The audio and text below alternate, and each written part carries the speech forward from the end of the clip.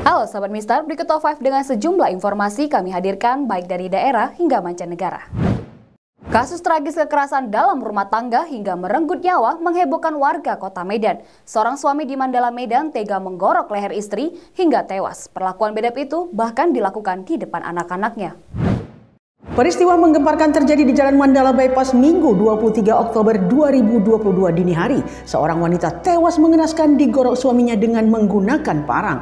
Informasi didapat pelaku dan korban sudah seminggu pisah ranjang. Korban saat itu bertemu dengan tersangka untuk menjemput dua anaknya yang saat itu berada di tangan tersangka yang sebelumnya dijemput tersangka dari tempat penitipan anak. Cekcok mulut sempat terjadi di antara keduanya. Selanjutnya korban bersama teman dan dua anaknya pun pergi meninggalkan pelaku. Tak disangka pelaku yang mengikuti dari belakang tiba-tiba menabrak becak yang dinaiki korban. Dengan kesetanan pelaku mengayunkan parang bertubi-tubi ke arah kepala dan leher hingga korban meninggal dunia di lokasi. Sejumlah warga yang mengetahui kejadian itu langsung mengamankan pelaku.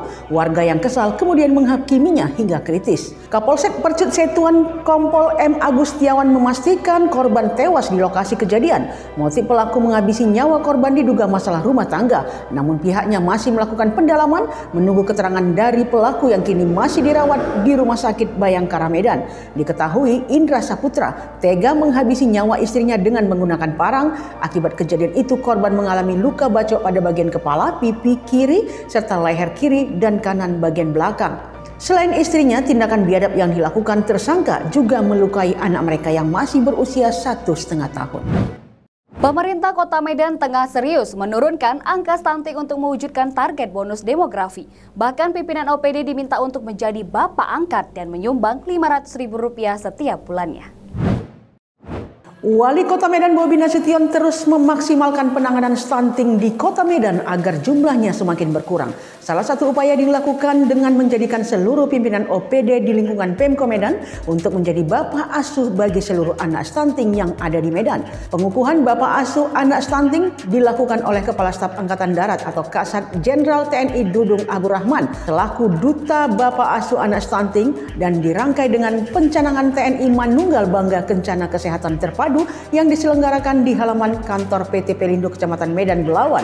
Tidak hanya Wali Kota Medan beserta pimpinan OPD di lingkungan Pemko Medan saja, unsur Forkopimda Provinsi Sumatera Utara maupun Medan juga turut dikukuhkan menjadi bapak asuh anak stunting. Kepala Dinas Pengendalian Penduduk dan Keluarga Berencana Medan Suryadi Panjaitan yang juga menjadi bapak asuh anak stunting mengatakan, Wali Kota Medan Bobi Nasution telah memerintahkan seluruh pejabat eselon 2 dan 3 dan para camat untuk menjadi bapak asuh anak stunting.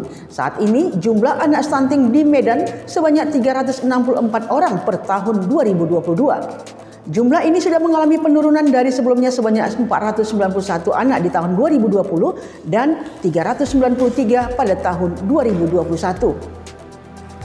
Dikatakan Suryadi Panjaitan, pola pengasuhan terhadap anak stunting ini dilakukan dengan cara masing-masing pimpinan OPD memberikan uang tunai sebesar Rp500.000 setiap bulannya selama 6 bulan ke depan. Uang tersebut akan digunakan untuk membeli bahan makanan lalu dibagikan kepada seluruh anak stunting yang ada di Medan.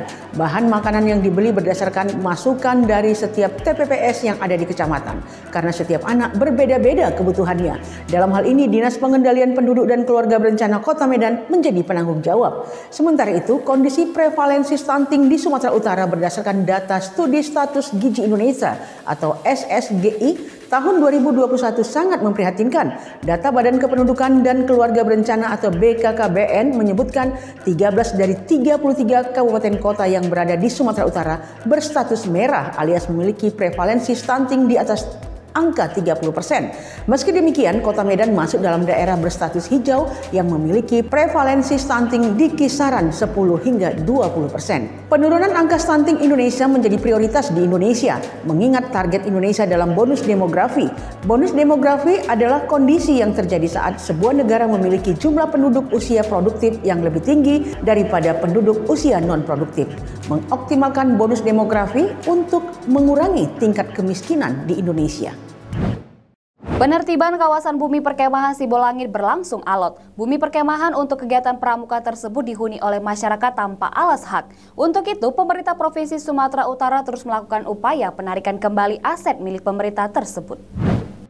Bumi perkemahan Sibolangit memiliki catatan sejarah yang cukup berkesan bagi para pemuda, khususnya para pramuka. Di tempat itulah setiap tahunnya para pramuka dari berbagai daerah di Sumatera Utara bertemu dalam pertemuan Jambore. Jambore Pramuka ialah kegiatan perkemahan besar yang menjumpakan aktivis pramuka dalam suatu wilayah yang melatih peserta hidup di alam lepas dan turut menempa karakter peserta. Selain perhelatan pramuka, latihan paskibraka juga sering di tempat ini atau kegiatan alam lainnya yang dimanfaatkan untuk pemuda.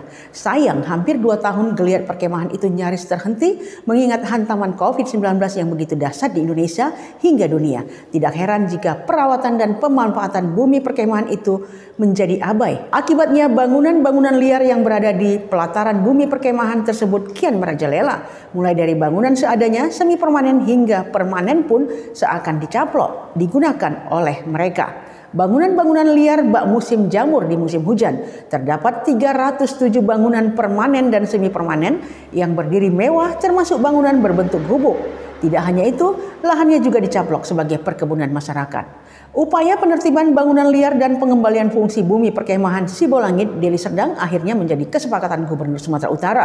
Namun yang terjadi, pemerintah provinsi mendapat halangan dari sejumlah warga yang mengklaim diri sebagai petani penggarap. Tim terpadu yang terdiri dari unsur Satpol PP Pemprov Sumatera Utara, Polda Sumatera Utara, Kodam 1 Bukit Barisan, Polrestabes Medan, dan unsur Muspika Kabupaten Deli Serdang akan terus melakukan penertiban. Kepala Satpol PP Pemprov Sumatera Utara, Mahfullah Daulay mengatakan upaya penertiban ini sudah dilakukan lewat beberapa proses pendahuluan seperti penyampaian surat peringatan kepada seluruh pemilik bangunan dan para penggarap di atas lahan milik Warga Pramuka Sumatera Utara tersebut. Setelah penyampaian surat pemberitahuan tersebut muncul reaksi di mana ada mobilisasi masyarakat untuk menolak kehadiran para penertiban.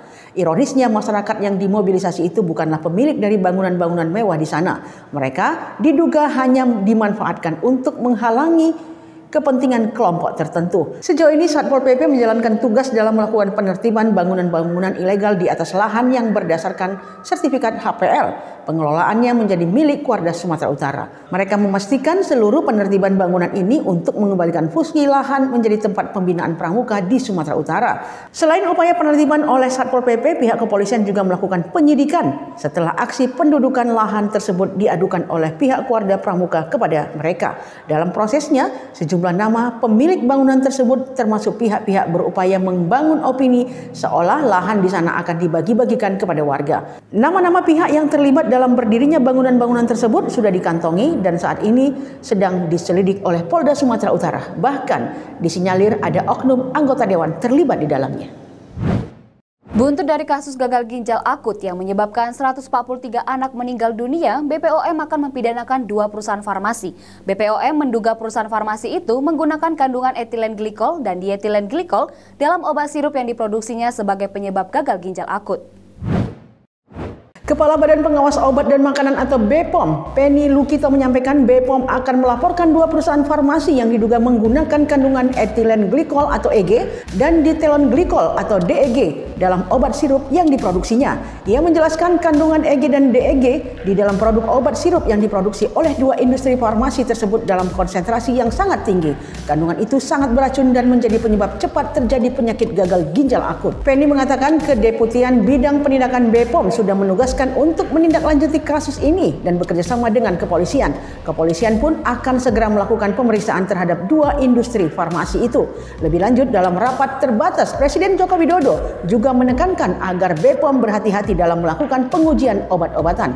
Sejauh ini, data terakhir jumlah kematian anak dalam kasus gagal ginjal akut sebanyak 143 orang atau lebih dari 20% dari jumlah yang terjangkit yang diduga erat kaitannya akibat mengkonsumsi obat sirup yang mengandung EG dan DEG.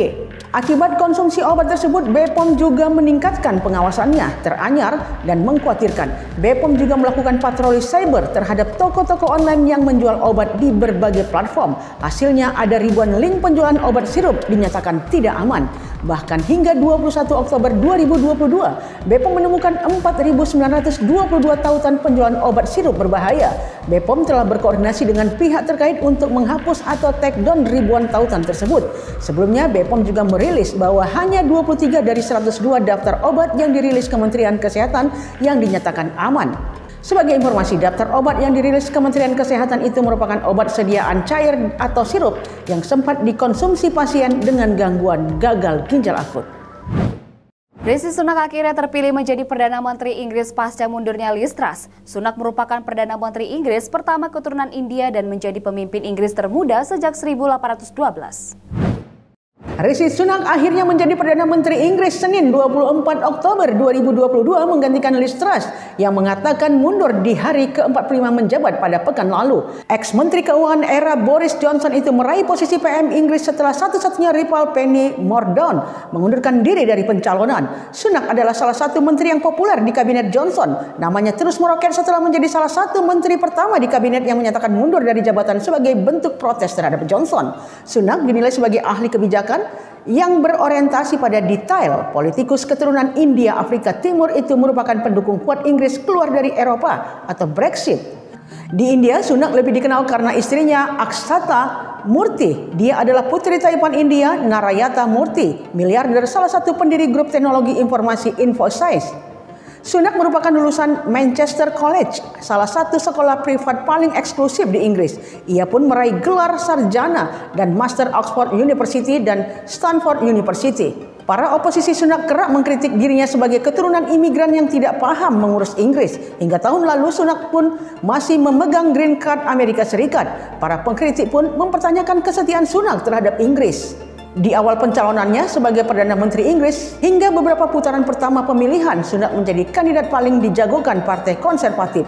Sunak terus mendulang suara paling banyak dalam beberapa putaran pertama pemilihan Perdana Menteri pengganti Johnson. Sunak menjadi Perdana Menteri Inggris keturunan India pertama. Sunak juga menjadi pemimpin Inggris termuda sejak 1812.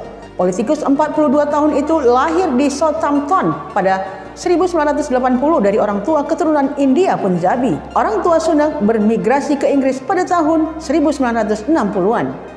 Sunak menjadi anggota parlemen Inggris tercepat yang bisa merangkak naik menjadi Perdana Menteri Inggris, yakni hanya dalam waktu 7 tahun saja. Di daftar teratas, permasalahan yang harus segera diselesaikan oleh Perdana Menteri baru Inggris adalah permasalahan ekonomi yang sedang mendera negara itu. Inggris sedang meluncur ke garis kemiskinan dan publik merasakan itu. Kekacauan yang diciptakan oleh pemerintahan Liz Truss yang hanya seumur jagung telah membuat Partai Konservatif bagian dari masalah itu. Keputusan-keputusannya yang kemudian dengan cepat dibatalkan telah menjadikan Inggris diperlakukan dengan brutal di berbagai bursa keuangan. Demikian Top 5, jangan lupa perbarui informasi Anda dengan membaca harian Mister dan Mister ID. Saya Vanessa Marpaung, sampai jumpa.